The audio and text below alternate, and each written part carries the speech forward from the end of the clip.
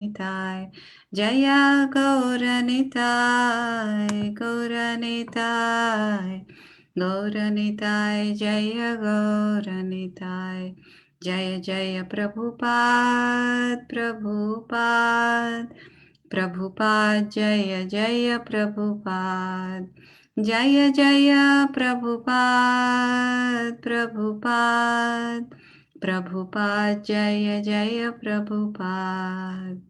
जय श्री श्री राधा माधवाष्ट सखीस की जय, गौर निताय की जय, श्रील प्रभुपाद की जय। ओम नमो भगवते वासुदेवाय। ओम नमो भगवते वासुदेवाय। ओम नमो भगवते वासुदेवाय। ओम नमो भगवते वासुदेवाय। ओम नमो भगवते वासुदेवाय। ओम नमो भगवते वासुदेवाय। We are reading from chapter 7, verse 13. त्रिभिर्गुणमयैर्भावैर् त्रिभिर्गुणमयैर्भावैर् एभिः सर्वमिदं जगत् एभिः सर्वमिदं जगत् मोहितं नाभिजानाति मोहितं नाभिजानाति मामेभ्यः परमव्ययम्। मामेभ्यः परमव्ययम्। त्रिभिर्गुणमयैर्भावैर् त्रिभिर्गुणमयैर्भावैर् एभिः सर्वमिदं जगत् एभिः सर्वं इदं जगत् मोहितं नाभिजानाति मोहितं नाभिजानाति मामेभ्यः परमव्ययम्। मामेभ्यः परमव्ययम्। त्रिभिर्गुणमयैर्भावैर् त्रिभिर्गुणमयैर्भावैर् एभिः सर्वम् इदं जगत् एभिः सर्वमिदं जगत् मोहितं नाभिजानाति मोहितं नाभिजानाति मामेभ्यः परमव्ययम्। मामेभ्यः परमव्ययम्। Please chant Mataji. त्रिभिर्गुणमयैर्भावैर् त्रिभिर्गुणमयैर्भावैर् एभिः सर्वमिदं जगत् एभिः सर्वम् इदं जगत् मोहितं नाभिजानाति मोहितं नाभिजानाति मामेभ्यः परमम् अव्ययम्। मामेभ्यः परमव्ययम्. Anyone else would like to chant? I'll try. Yes. Tribhigunamaya bhavaya. I'm sorry. Tribhiर्गुणमयैर्भावैर्. That's good. त्रिभिर्गुणमयैर्भावैर् Evi sarvam idam jagat. एभिः एभिः सर्वम् सर्वमिदं इदं जगत् जगत् Mohitam na vijanati. मोहितं मोहितं नाभिजानाति नाभिजानाति Mam ebia param avayam. मामेभ्यः मामेभ्यः परमव्ययम्. परमव्ययम्. Very good. Yeah, We'll very get there. We'll get there. It's pretty good. Thank you. Yeah. Anyone else would like to chant? I'll try one more time. Okay. Tribhigunamaya bhavaya. त्रिभिर्गुणमयैर्भावैर् त्रिभिर्गुणमयैर्भावैर् Evi sarvam idam jagat. एभिः एभिः सर्वम् इदं सर्वमिदं जगत् जगत् Mohitam na vijanati. मोहितं मोहितं नाभिजानाति नाभिजानाति Mam evia param avayam. मामेभ्यः मामेभ्यः परम् परमव्ययम्. अव्ययम्. Better. Thank you. Synonyms. त्रिभिः त्रिभिः त्रि त्रि गुणमयैः गुणमयैः consisting of the gunas consisting of the gunas bhavaihi bhavaihi by the states of being by the states of being abhihi abhihi all these all these sarvam Sarvam.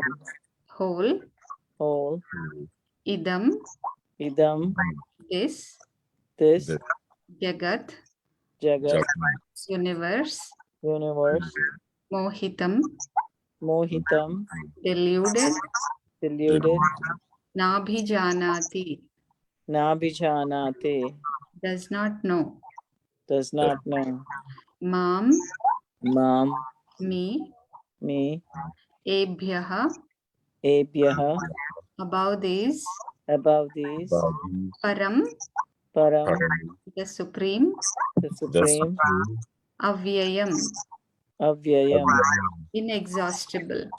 inexhaustible. Translation and purport by His Divine Grace, A.C. Bhaktivedanta Swami Srila Prabhupada Ki Jai. Deluded by the three modes, goodness, passion, and ignorance, the whole world does not know me, who am above the modes and inexhaustible. The whole world is enchanted by the three modes of material nature. Those who are bewildered by these three modes cannot understand that transcendental to this material nature is the Supreme Lord Krishna. Every living entity under the influence of material nature has a particular type of body and a particular type of psychological and biological activities accordingly. There are four classes of men functioning in the three material modes of nature. Those who are purely in the mode of goodness are called Brahmanas. Those who are purely in the mode of passion are called Kshatriyas. Those who are in the modes of both passion and ignorance are called Vaishyas. Those who are completely in ignorance are called Shudras. And those who are less than that are animals or animal life. However, these designations are not permanent. I may be either a Brahmana, Kshatriya, Vaishya, or whatever. In any case, this life is temporary. But although life is temporary and we do not know what we are going to be in the next life, by the spell of this illusory energy, we consider ourselves in terms of this bodily conception of life, and we thus think that we are American, Indian, Russian, or Brahmana, Hindu, Muslim, etc. And if we become entangled with the modes of material nature, then we forget the Supreme Personality of Godhead, who's behind all these modes. So Lord Krishna says that living entities deluded by these three modes of nature do not understand that behind the material background is the Supreme Personality of Godhead. There are many different kinds of living entities, human beings, demigods, animals, etc. And each and every one of them is under the influence of material nature. And all of them have forgotten the transcendent personality of Godhead. Those who are in the modes of passion and ignorance, and even those who are in the mode of goodness, cannot go beyond the impersonal Brahman conception of the absolute truth. They are bewildered before the Supreme Lord in his personal feature, which possesses all beauty, opulence, knowledge, strength, fame, and renunciation. When even those who are in goodness cannot understand, what hope is there for those in passion and ignorance? Krishna consciousness is transcendental to all these three modes of material nature, and those who are truly established in Krishna consciousness are actually liberated. Om Ajnanatimirandasya Jnananjana Shalakaya Chakshurunmilitam Yena Tasmai Shri Gurave Namaha Shri Chaitanya Manobhishtam Stapitam Yena Bhutale Swayam Rupa Kadamahyam Dadati Swapadantikam Vandeham Shri Guru Shri Yuta Padakamalam Shri Gurun Vaishnavamsha Shri Rupam Sagrajatam Sahagana Raghunathanvitam Tam Sajivam Sadvaitam Savadhutam Parijana Sahitam Krishna Chaitanya Devam Shri Radha Krishna Padan Sahagana Lalita Shri Vishakhanvitam Shah Hey Krishna Karuna Sindho Dina Bandho Jagatpate Gopesha Gopika Kanta Radha Kanta Namostute Tapta Kanchana Gaurangi Radhe Vrindavaneshwari Vrishabhanu Sute Devi Pranamami Hari Priye Vancha Kalpatarubhyascha Kripa Sindhubhya Evacha Patitanam Pavanebhyo Vaishnavebhyo Namo Namaha. Jai Sri Krishna Chaitanya Prabhu Nityananda Shri Advaita Gadadhara Shri Vasadi Gaura Bhakta Vrinda.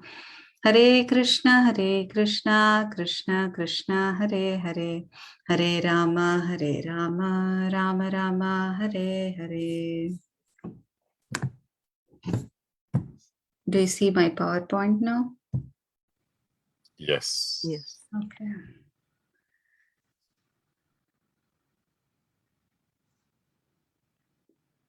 So Krishna is explaining about 3 modes of material nature in this verse.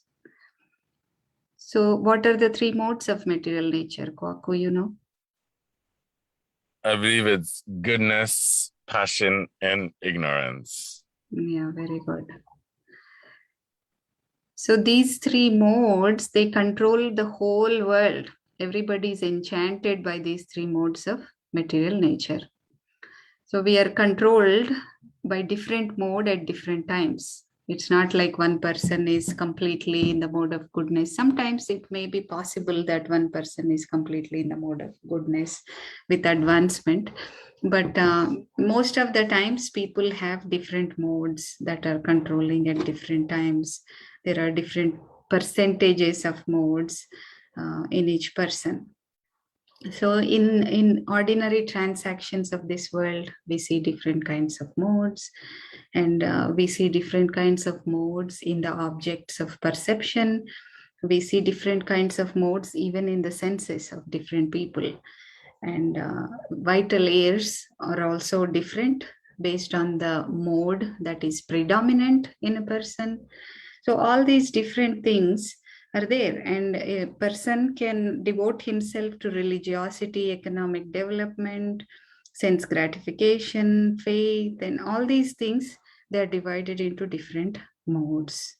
So these are all like different combinations in this world are made possible by different combinations of modes and people who behave according to those modes.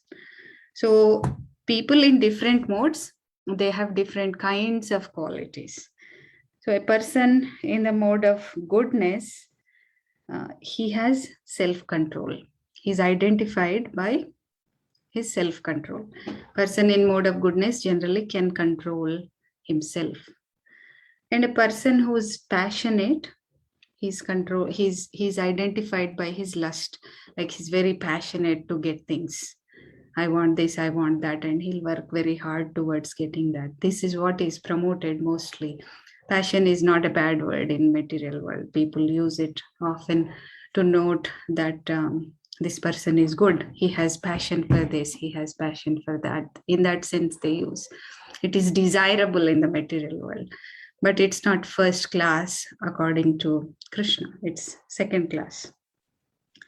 And people who are in ignorance, they are recognized by their anger. People who ever get very angry, it's because of predominance of ignorance in them. So this is the way the qualities are described for different modes. So today we'll talk about how the qualities are in different modes, how they perform prescribed duties, and several things in different modes. The reason for that is we need to understand what kind of work, what kind of eating, what kind of worship, what kind of mood is coming under which mode. And by understanding that, we know where we are at, and then we know how we can pull ourselves out of that and advance. So by understanding this, we'll always try to get to the mode of goodness. So that is the desirable mode that we should strive to be in. And once we come to the stage of goodness, mostly goodness, then it will be easier to transcend the modes. The ultimate goal is to transcend the modes. And for that, we need to pull ourselves up from passion and ignorance and bring ourselves to goodness. And from there, we can transcend. So in order to do that, we need to know what is passion, what is ignorance, and what is goodness.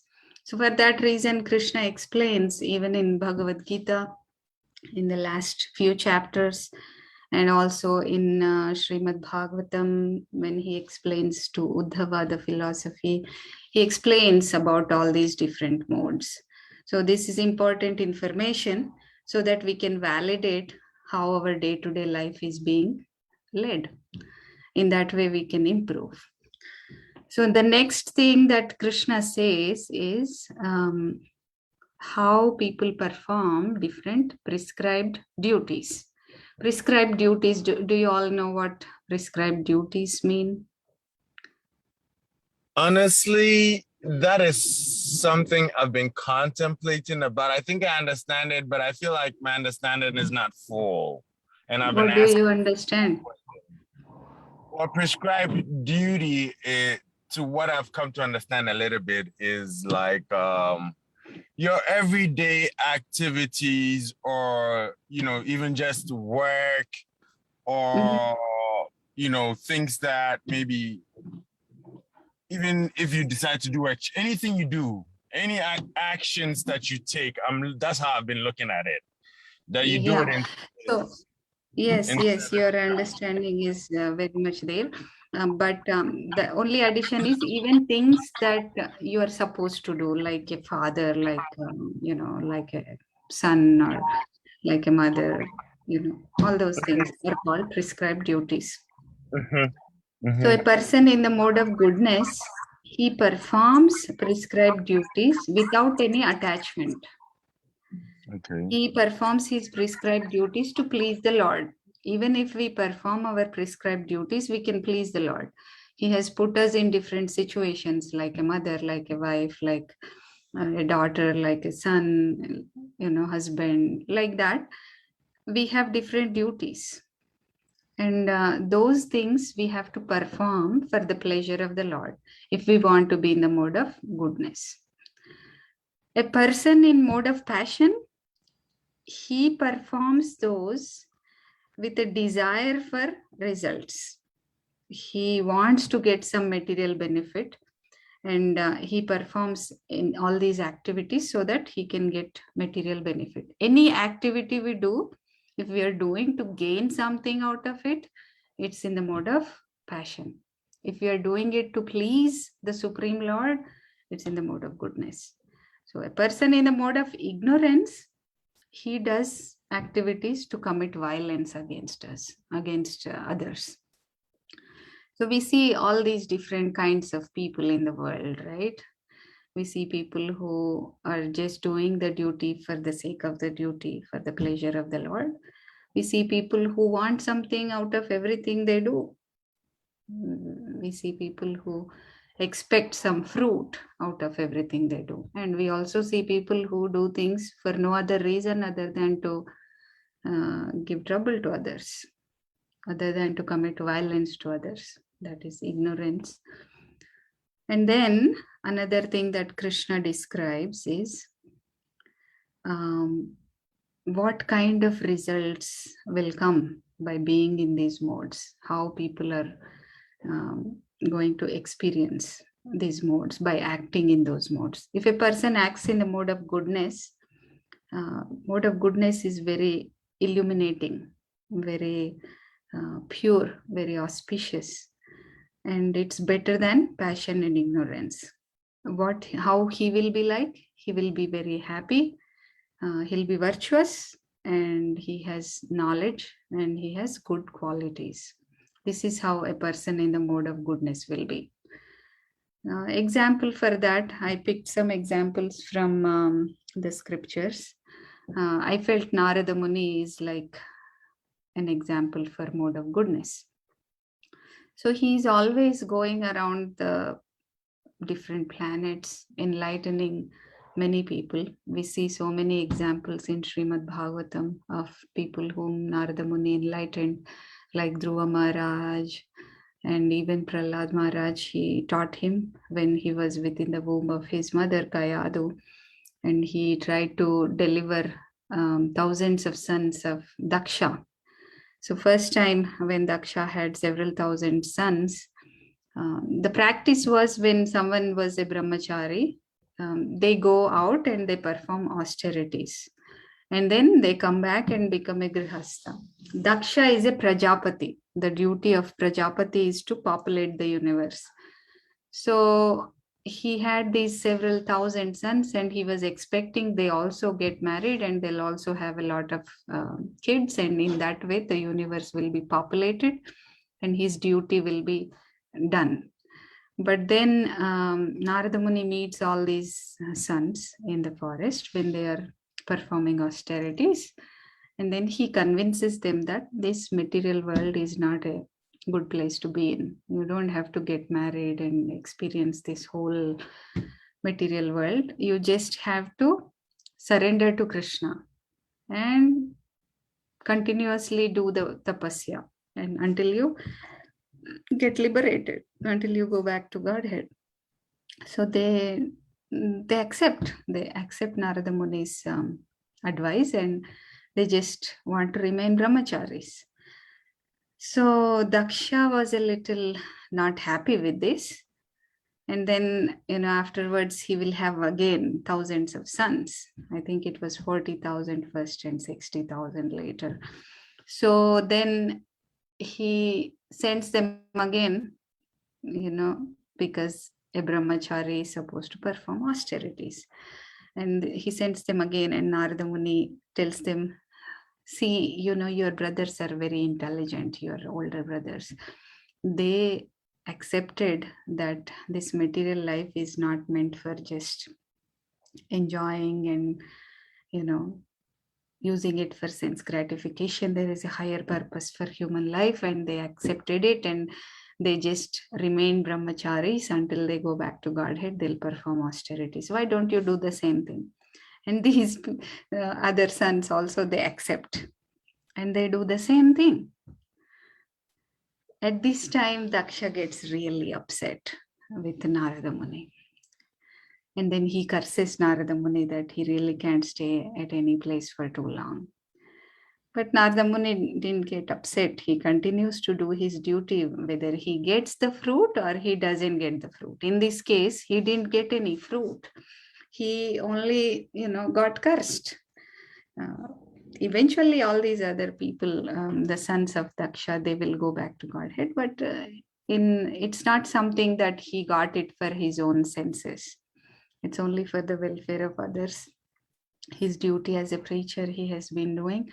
And the fruits may come or may not come. He'll continue to do that. So that's the mode that displays the mode of goodness. Of course, he's transcendental, but the activity is just an example of how one can do their duty without any expectation of result, just to please the Lord. So that's one example. And mode of passion, what will a person be like when he executes his life in mode of passion? This mode of passion, it causes attachment, it causes separatism, it causes anxiety, because in mode of passion people generally work for the sake of prestige, for the sake of acquiring good fortune, for the sake of acquiring prestige, and because of that they experience anxiety and struggle. So a person in mode of goodness, he's always happy. He doesn't have any anxiety. But a person in mode of passion will have anxiety. Why? Because he's always afraid. He's always concerned about keeping his position.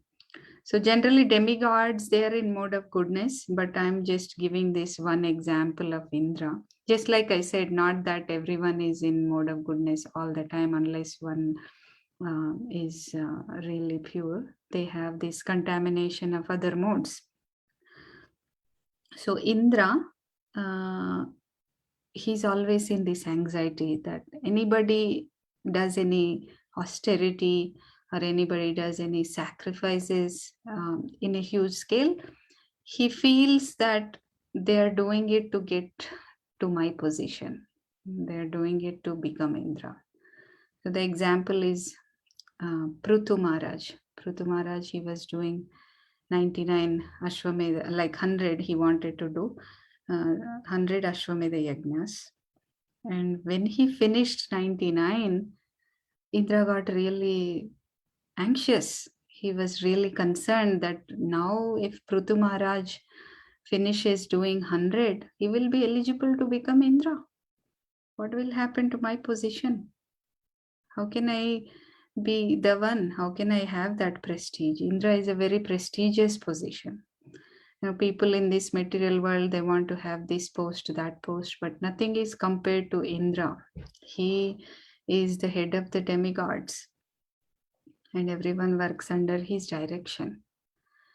So he gets anxious, and he comes and steals the horse of Prutu Maharaj's Ashwamedha Yajna. And then Prutu Maharaj's son, he goes chasing and he finds the horse wherever Indra has hidden it. He finds it, brings it back.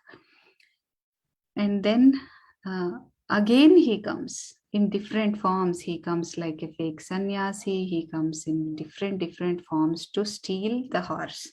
So this is what passion will result in. So it's not even moral what he did to get the horse. The anxiety, the struggle will be so much to keep up that fruit that people will resort to things that are not in the mode of goodness, that don't result in something good for us later. If we do something bad, then we have to suffer the reactions. That's how passion binds. Passion will get you attached to the result and get you into anxiety and struggle that let no one steal my position. I want this position. So this is the way passion works. And then mode of ignorance. Mode of ignorance, when it overtakes passion and goodness, it covers one's consciousness and it makes one foolish and dull. And they also fall into this lamentation and illusion, lot of sleep, some false hopes, and they display violence towards others. So we can understand any violent activity towards others is in the mode of ignorance. The example for that, I thought, was Daksha. Daksha, he has another story with Lord Shiva. So there was this demigod assembly and everyone was sitting. Brahma was the head of it. And then when Daksha walks into that assembly, everyone gets up except Lord Shiva. Even Brahma comes down the throne and welcomes Daksha. Actually, Brahma is the father of Lord Shiva and even Daksha. So he feels really offended that how come Lord Shiva didn't get up? Lord Shiva actually was the husband of Daksha's daughter Sati. But Lord Shiva's position is higher than Lord Brahma. He's just one step below Lord Krishna. If Krishna is like milk, Lord Shiva is like yogurt. He's the same, but in a different form. So everyone respects Lord Shiva in that manner. Although Shiva seemingly came from Brahma, Brahma still respects Shiva because he knows the position of Lord Shiva. So Lord Shiva didn't have to get up and receive Daksha. Moreover, he was meditating, so he didn't have to do that. But Daksha becomes really angry and he speaks some very harsh words towards Shiva. He says, look at this Shiva, he has no good manners. And look at him, how he looks so bad. He hangs out with all these ghosts and goblins. And my daughter Sati, she's so beautiful. Her eyes are so beautiful like lotus petals. And look at Lord Shiva's eyes, they're like monkey. He has no good qualifications. And I did not want to actually give my daughter to Lord Shiva. And because Brahma asked me to give, I gave. Now he's so like he doesn't have any good manners. He doesn't even know how to receive somebody who's older than him. So he curses Lord Shiva. With great anger, he curses that from today, you will not get any oblations in fire sacrifice. So this is the behavior of mode of ignorance, cursing, insulting, and not, giving, like treating other people violently. So that didn't stop there. And he curses, he leaves. After that, he performs a big sacrifice called Vajapeya Yajna. And then every demigod, everybody was going there to attend the sacrifice. And Sati, who's Daksha's daughter and Lord Shiva's wife, she sees that everybody is going to my father's house. My father is doing something. I also want to go.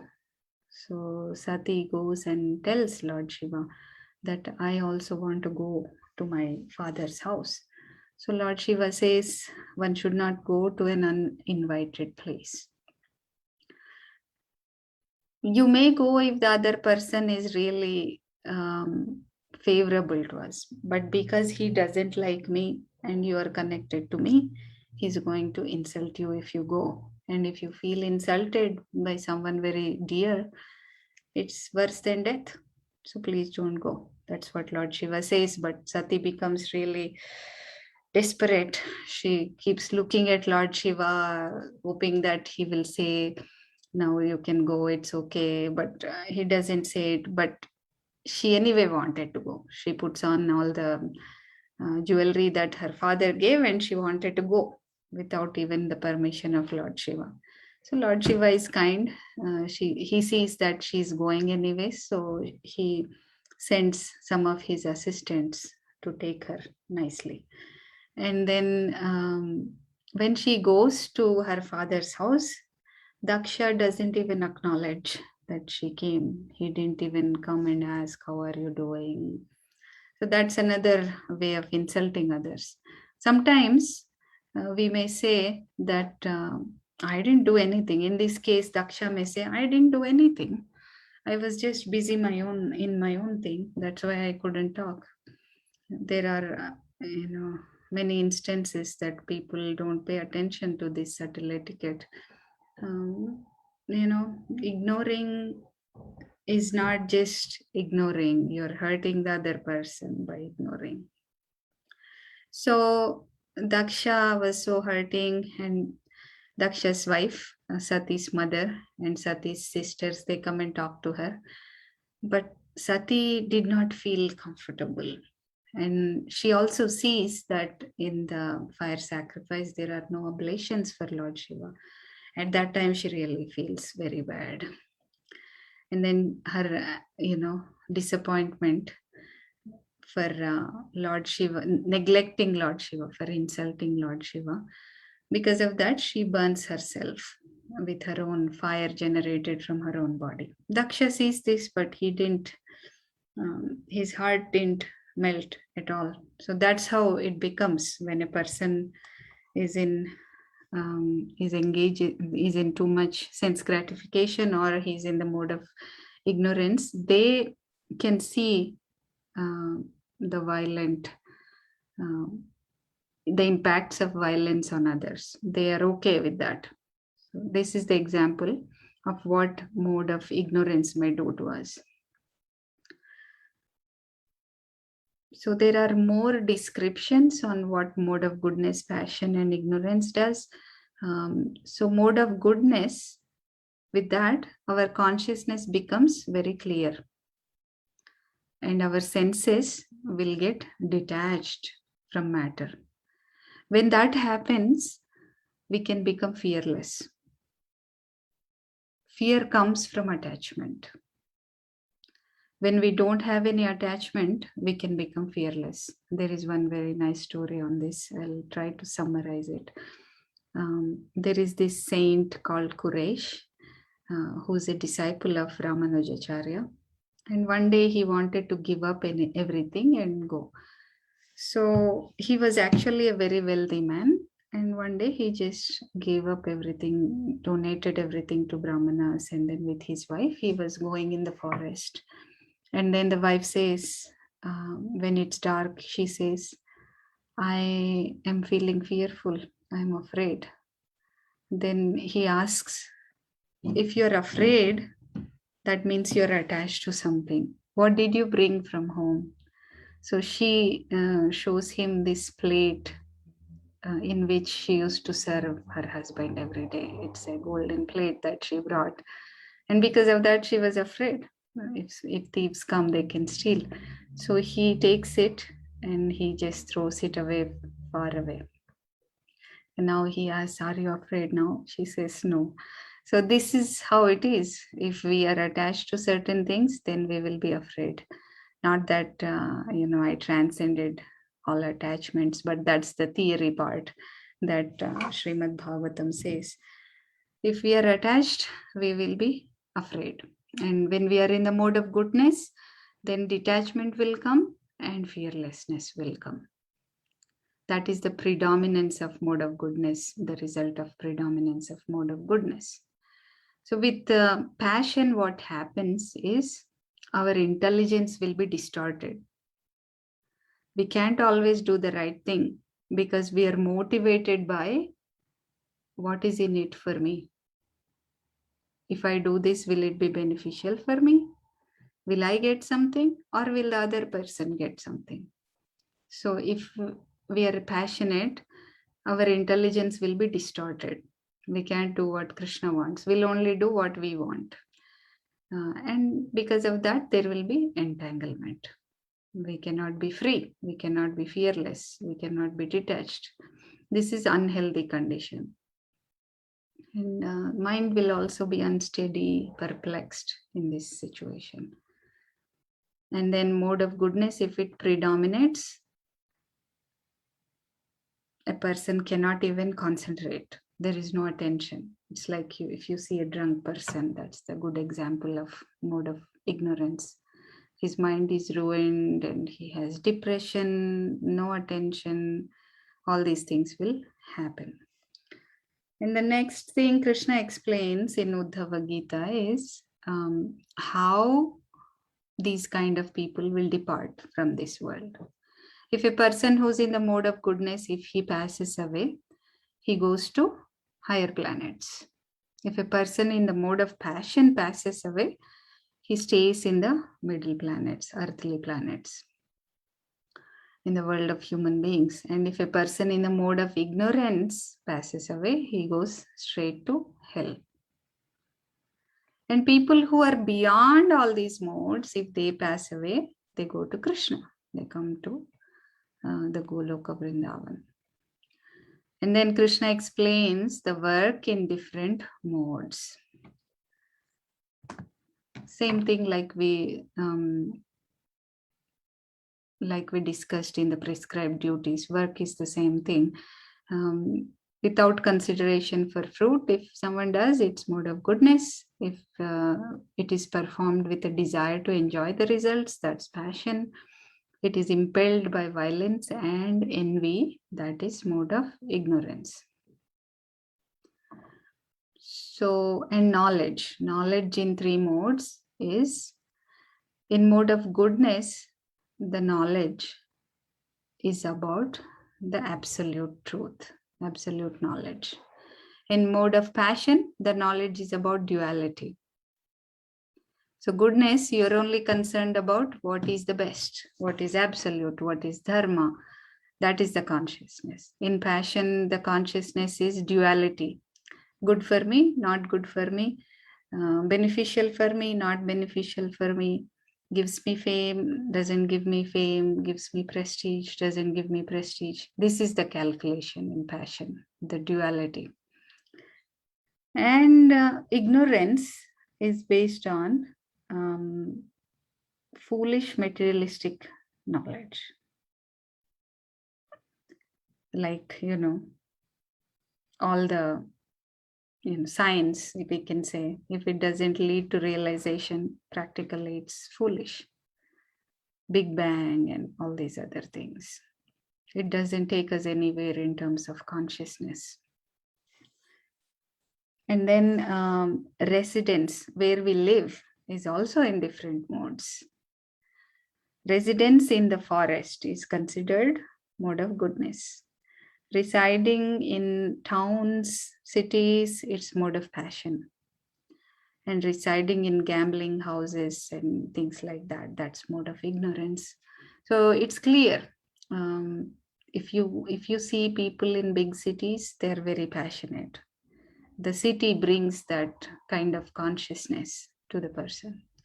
You go to see like some small places, people are not as passionate because the place is like that. So everything that we do will have impact on our consciousness. This is what we need to understand. That's why Krishna keeps telling about these different modes and how we need to understand where we are at and what kind of qualities each mode will have and what kind of food that we need to eat to be in each mode. All these things Krishna explains again and again. Faith is also in different modes. The faith which is directed towards spiritual life, that is mode of goodness. Again, the faith which is rooted in fruitive work. Like even in faith, even in any activity that we do, we have to keep thinking, why am I doing what I'm doing?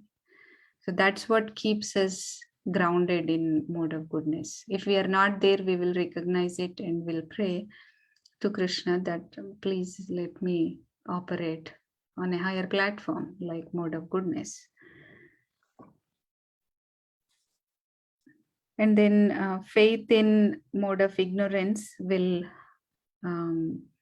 lead us to do irreligious activities. But faith in Krishna, faith in devotional service is purely transcendental. And food also is in different modes. Food in goodness is wholesome, pure, fatty, juicy. It's obtained without difficulty in the mode of goodness. And in the mode of passion, food gives a lot of pleasure to the senses. And in the mode of ignorance, it is unclean, it causes distress. Like if people drink and eat meat, that is food in the mode of ignorance. I don't think anybody likes to drink when they first drink. It probably tastes very bad. That's what I heard. But people do it anyway because they think that's what makes them look cool, or that's what one should do to look civilized in this demoniac society. So it causes pain later. They don't feel good the next day and they may vomit and do all those things and not really properly conscious. They may say something that they did not actually want to say. All those repercussions will be there. It causes distress. So that is food in the mode of ignorance, like a spice, like a lot of spices in the food and chilies and all those things are passionate because we are putting all those to satisfy the senses. Goodness is different from these two. It satisfies with something that is pure, not really all these agitating things. There is happiness in different modes. Happiness derived from the self, that is in the mode of goodness. Happiness derived from sense gratification is in the mode of passion. Happiness derived by delusion and degradation is the mode of ignorance. But happiness found in Krishna is transcendental. So all these things, this place and results of activity, knowledge, work, faith, different states of consciousness, these are categorized in 3 different modes. So we have to choose something that is in the mode of goodness. Because Srila Prabhupada says in the purport, only a person in the mode of goodness will be able to transcend the modes finally. What to speak of people in passion and ignorance. If we want to be in passion and ignorance, then transcendence is far away from us. We can't expect that we'll become spiritual from passion and ignorance. The only way to become spiritual is coming to the mode of goodness. Once we come to the mode of goodness, we have to engage ourselves in transcendental loving service to the Supreme Lord. And by that, we can even conquer the mode of goodness. We can be freed from all these subtle conditioning and material nature. We can be freed from that. We can transcend all the coverings of this universe and we can go back to Godhead. So this is all I have for today, modes of material nature. Any questions, comments? Just a comment. I was thinking in the mode of goodness, Ambarish Maharaj also, even though Durvasa Muni, he just accepted it, was in the mode of goodness. Yes. Yeah. Because he thought he did his duty and he wasn't disturbed by whatever reaction. Right. Reaction, yeah. That Krishna himself came to save him. Yes. And Durvasa Muni had to run to Yeah. save He himself. displays anger a lot. Again, in the mode of passion, perhaps, right? Yeah. And I was thinking mode of ignorance, there are like Ravanas and Hiranyakashipus and so many other people, right? Yes. He was so deluded that he could not even recognize, after all his sons were dead and all his famous commanders in chief were dead, he still could not accept that Lord, Right. Supreme Personality of Godhead. Same with Kamsa, like everyone he sent was getting dead, but still he would not recognize, Yeah, that's the ignorance. Yeah. Covers. And Hiranyakashipu, could not even accept his own son. Yes. So look what ignorance does, right? Yes, it completely covers. We can, anybody who hears the story of Hiranyakashipu, they would think, how come a person can do this to his own son? Right. Same thing with Daksha and Sati. Just same thing, yeah. The Daksha to his daughter is like unthinkable. Anybody would treat their own daughter like that. Yeah. Yes, that's the power of modes. I wanted to say something real quick about what you were just saying. Yes. So, like the same thing, you're just saying, how can somebody treat their son like that, right? I don't know the exact story and the detail, but I figured somebody didn't treat their son well in the story. That so hot and cold, or just degrees, like anything, any situation, it's just the same thing. It's just different degrees, in our daily lives, right? We see people, like I have an uncle, my mother's brother, kicked his son out at the age of 14, never had a relationship with him till today, It may not have been as bad as the same story you're just referring to. As I said, I don't know the details, but it's a degree of something done out of the mode of ignorance. You know what I mean? It's still, it may not be there, but it's still something bad you do to a 14-year-old. And, just to say that even in our daily lives, these things that we are talking about in these stories, they are happening in different degrees. You know what I mean? Yes. And whether it's warm or cold or hot, it's still temperature. Yeah, yes. That's what I wanted to say. Yeah, thank you. Yes. Yeah, there is more mode of ignorance than anything else at this time. So these things will happen. I had a question for you though. Yes. So I know the worst of them all is the mode of ignorance, I believe, and then comes passion. And I think Lord Krishna also even states that those who die in the mode of ignorance will go to the animal planets, and those who die in the mode of passion will go to will take rebirth in human life, and those who Mhm. die in the mode of goodness will transcend to the heavenly planets. Mhm. But in the mode of goodness, Mm. are there any negatives to it? Because it's one of the three modes of material nature. So I know it's the place you want to be at amongst the three, but Mhm. do the scriptures say that even that, are there any, if you abuse it or if you become too much in the mode of goodness, are there any negative consequences to that as well? Yeah, very good question.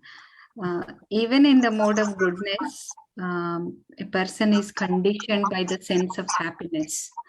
Like he wants that happiness that comes by being in the mode of goodness. Whereas a person who transcended all the modes, he doesn't care whether he's in heaven or hell or anywhere else or in the spiritual world. He's happy as long as he's engaged in the service of the Lord. That is the difference between mode of goodness and transcendence.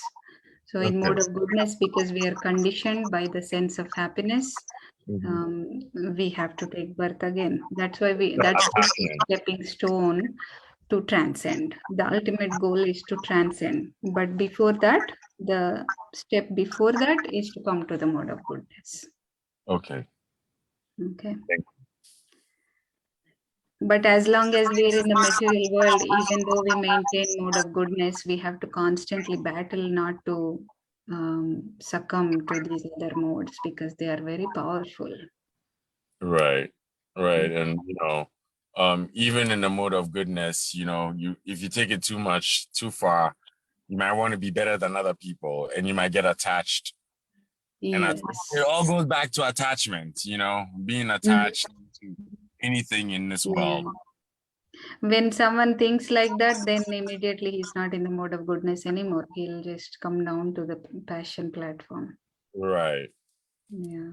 That's why it's hard to maintain that mode while we are constantly being bombarded by these other modes. So our goal should not be just to stay in the mode of goodness, but to transcend. Mm. Yeah. Right. So we should aspire for devotional service, right? I mean, which when you are engaged in devotional service of Krishna, Mhm. kind of goodness automatically, is included, right? Is what I'm thinking. Yes, Mataji, it You're is not included. aspiring for the mode of goodness, but in devotional service, automatically, goodness is included. Yes, it's included in transcendence. If you transcend it, that means you're already like in the mode of goodness. But Goodness, right? we need to be careful also, even while performing devotional service. If we do it for fruit, then it's not 100% devotional service. Right, right. Yeah, it's Without just expectation, yeah. without expectation. If we perform just for the pleasure of Krishna, then all our passion and ignorance will be destroyed Hmm. by Right. And I was thinking when you said first, when we drink, it doesn't taste very good. Yes, it doesn't. When I Anything in.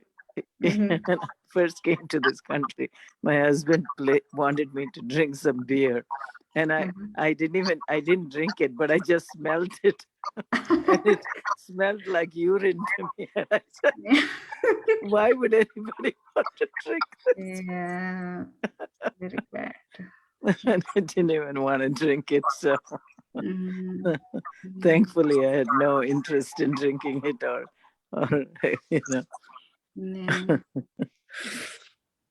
Krishna also caught me early on in college, so I didn't have to go through it either. But Yeah. people who do go through it, they tell the first experience as being miserable. Right. Right. Yeah, it's nice, nice examples, Mataji. We missed you when you were gone. But I did do other things in college that I had to give up, like and I did, try out, meat, fish, and not red meats, but chicken and fish and things like that. And I grew up actually in like a family that did eat fish, like the Bengali Brahmins, Yeah, So, yeah. but I gave it up in my very early 20s after I met the Hare Krishna. So, Yeah, I didn't grow up in a vegetarian family either. mhm. So, in fact, my friends at work used to make fun of me, like we did alcohol and drugs in college. Gita did Oh my chicken. gosh. At that time, they did alcohol and drugs in college? No, not my Indian friends. I'm talking about my Others. American work people. Oh, My okay. American work people would make fun of me, say we did alcohol and drugs in college and Gita did chicken. That was my rebellion in college. Yeah. Hare Krishna Mataji, may I ask a question? Yes. Maybe it's not really fit to today's class. That's fine. But I came to Krishna consciousness very late.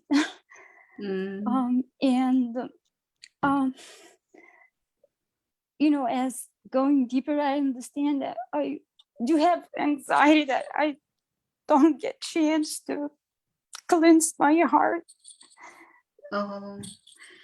Yeah.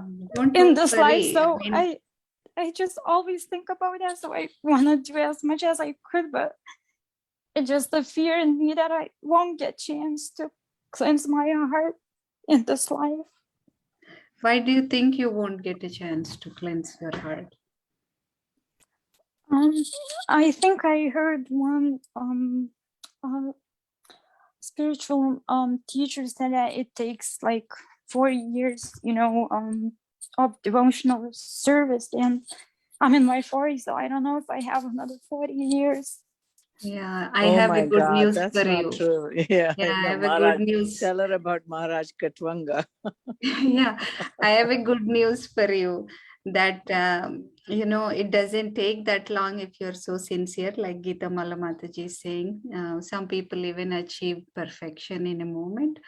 And another good news is whatever you do in your life, in this life, is not lost.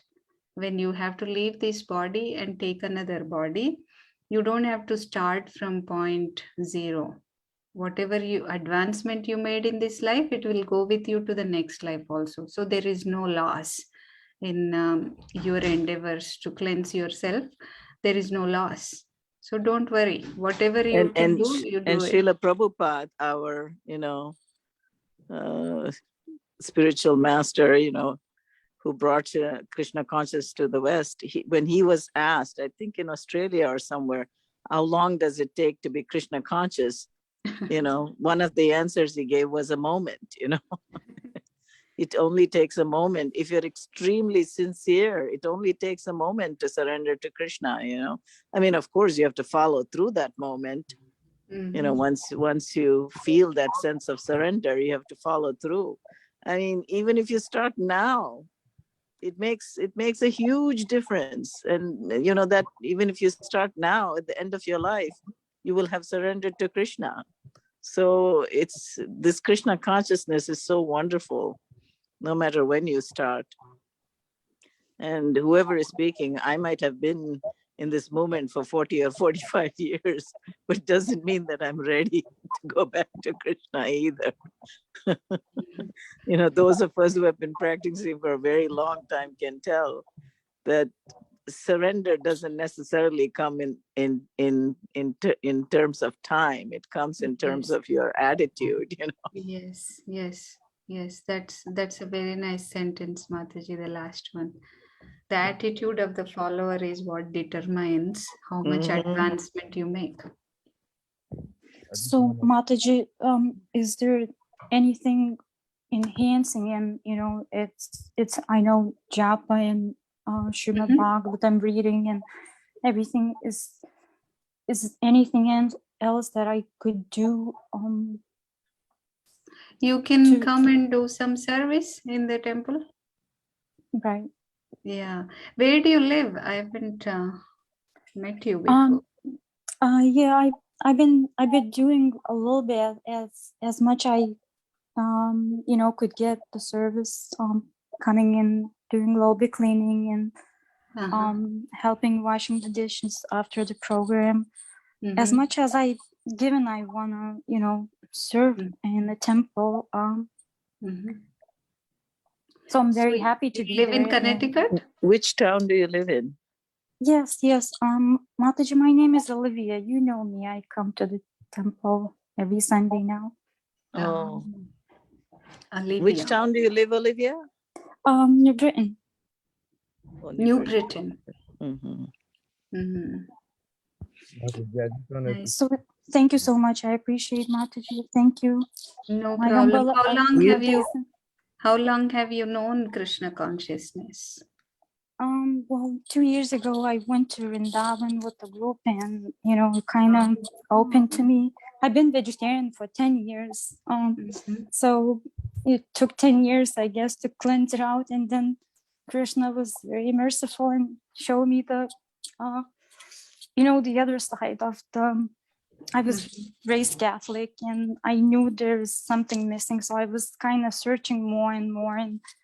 And finally, I just decided to go to India and see what's there, because inside of my heart, I always said there has to be something there, that people always come from India and, you know, they see the bliss and they better and it's changing their life. And then you know, I met a guru who took all to the same places. You know, we went to Tirupati to see Balaji, I think, if I'm right. Tirupati. Okay. Tirupati. Then we went to Varanasi, and then we went to Vrindavan. So all these same places we visit in, and it's kind of open to me after the trip. You're doing wonderful, Olivia. That's so wonderful. Thank you, Mataji. I always think I'm not doing enough, so I get the fear that I'm not. That's doing actually enough. a great attitude. We should always think we're not doing enough for Krishna and aspire to do more. So you already have that great attitude. Thank you, Mataji. Thank you. Thank you for the answer. I'll let somebody else to give you a question, because I see the hand. So thank you so much. I appreciate my humble obeisances. Mine too. Oh, I just wanted a little contribution. There's a story that I've heard somewhere in the Vedas. My dad keeps repeating it. He likes it. There's a guy, there's a a monk who's in a forest somewhere. I don't know if you may have heard it and probably be able to tell it better. But there's this guy who's sitting up on a tree, and this monk is in in the woods in his ashram and everything. He keeps passing every day. He's passing. This guy is sitting in the trees. He's always making fun of everybody that passes, throwing fruits at them, and playing pranks on people. Every day playing pranks on this monk. And then one day he decides that he's gonna get down and speak with the monk, and he asks hey, Mr. Monk, I'm just using the word. Mr. Monk, how many lifetimes have I got to become a realized soul? And he says, well, you see that tree over there? You see how many leaves, all the green leaves? So many.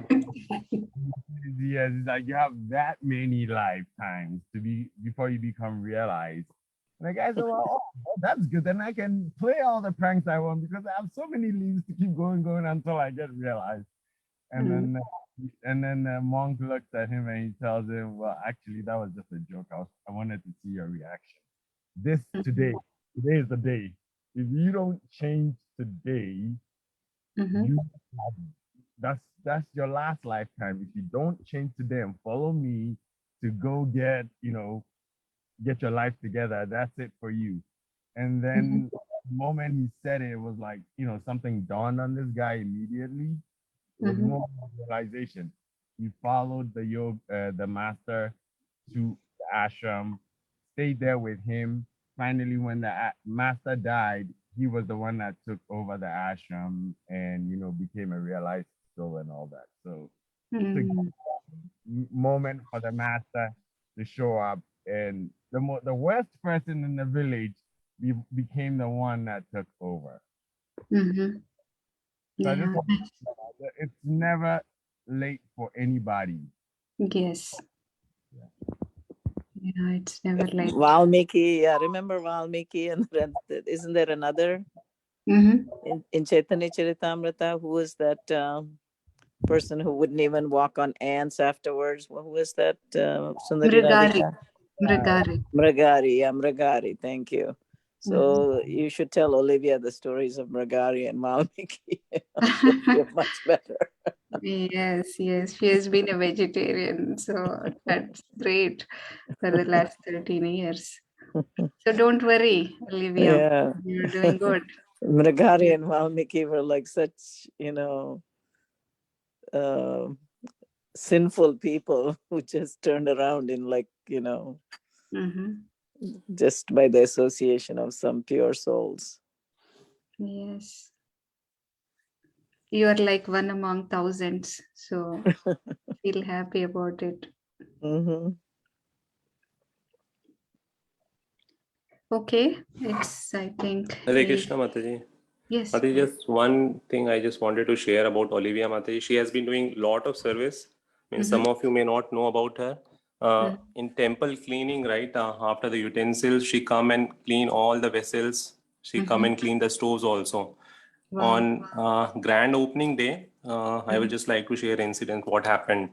So the kitchen was really messy and lot of things were there to clean. So Olivia Mataji just came right at 6 o'clock and she started cleaning the walls. Oh my And gosh. devotees from the New York, they were kind of surprised how Mataji is cleaning that walls. So they took a notice of this thing, how they are cleaning that kitchen. So one thing that they carried with themselves, right, means how our cleaning team does the cleaning in the kitchen and other areas. So definitely that they carried that incident from here. Wow. So Mataji may not know about this, but other devotees know, and how Olivia Mataji kind of was doing the service, right, that really struck them. Yes. Yeah, see, your sincerity is affecting other people. So just continue to be sincere like that, and Krishna will take you back to Godhead. Hare Krishna, Mataji, I appreciate. Like I said, I don't feel I'm doing enough, really. I would love to be there every single day and wash the dishes or wash the floor. Anything. It just gives me such a pleasure. I just don't want to leave the temple. Sometimes I feel like that. Yeah. And Mataji is also coming on weekdays, even in the temple, in the evening for Aarti. Wow, very nice. Yeah, I think on weekdays we might need some help, right? So if someone needs, you can do. Thank you, Mataji. I probably attend tomorrow. I have a day off, so I'll probably be there and help devotees to clean. Okay. Yeah. And Thursday probably too. So I'll do as much as I could, as much as you give me. I could do. I'm so happy that I got the service, because I was praying, the COVID start, and I couldn't come to the temple. So God bless, Krishna bless Mataji Jiva. She helped me to just stay in, stay through the hard times. Because if you don't come to the temple, it's very hard. Yeah, especially when your husband died in the Krishna consciousness, and but now I'm so happy that I got the service. I feel so blessed. My tears coming from my eyes. I'm not worthy to get the service, but I'm happy. I'm so happy. That's You're good. an inspiration as to us, Olivia, and a few of us are in the same boat. Not all husbands are into Krishna consciousness. Thank you, Mataji. You all from India, so you are very humble. I need to learn all the humbleness and I don't think so. all- You're showing so much humility. We are finding you an inspiration. So thank you. all devotees very, very nice to me, and I appreciate every advice and anything they give it to me. So I'm very grateful for that. Very nice. Nice to hear, Mataji. I hope to meet you when I come next time. Thank you, So, Mataji. we'll stop here. It's 8:12. Thank you all very much. Vancha kalpatarubhyascha. Upakarabhyascha kripa sindhyaeva jaya patitanam pavanebhyo namo namaha. Ananta Koti Vaishnavvrinda ki jai, Srila Prabhupada ki jai, Sundari Radhika Mataji ki jai. Srila Prabhupada ki jai. Hare Krishna, everyone.